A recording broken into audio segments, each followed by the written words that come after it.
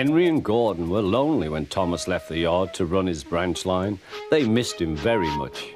They had more work to do and had to fetch their own coaches. They didn't like that.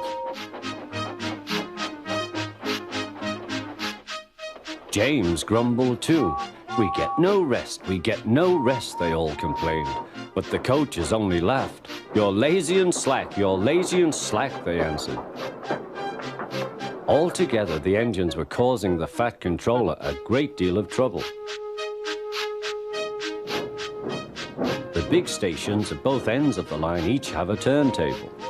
The Fat Controller had made them so that the tender engines can be turned round, because it is dangerous for them to go fast backwards. Tank engines like Thomas don't need turntables. They can go just as well backwards as forwards. But to hear Gordon talk, you would have thought that the Fat Controller had given him a tender just to show how important he was.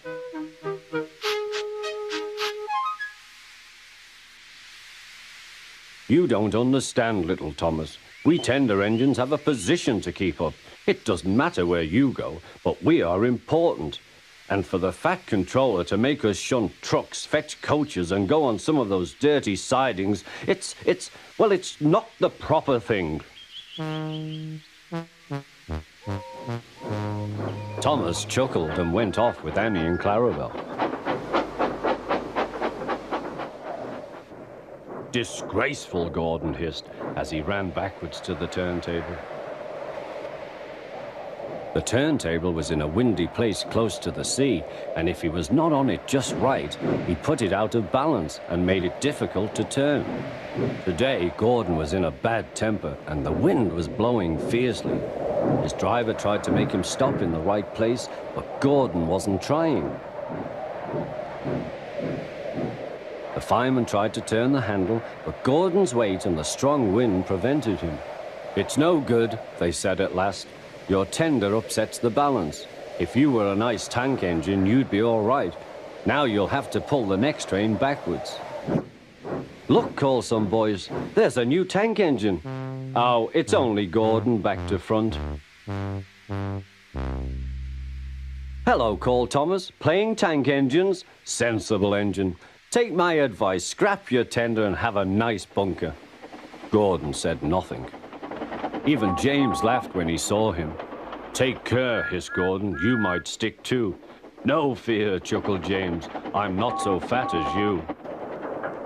"I mustn't stick," thought James. He stopped on just the right place to balance the table. It could now swing easily. Gordon arrived in time to see everything. James turned much too easily. The wind puffed him round like a top. He couldn't stop.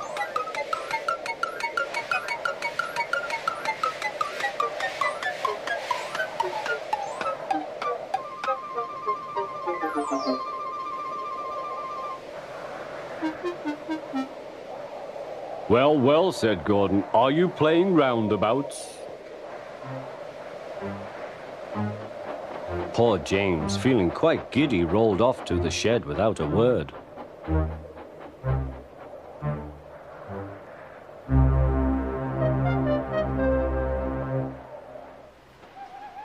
That night, the three engines had an indignation meeting. "It's shameful to treat tender engines like this. Gordon has to go backwards and people think he's a tank engine. James spins round like a top and everyone laughs at us. And to add to that, the Fat Controller makes us all shunt in dirty sidings. Blech!" "Listen," said Gordon. He whispered something to the others.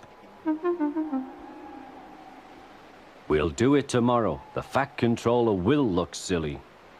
The engines are decided to go on strike."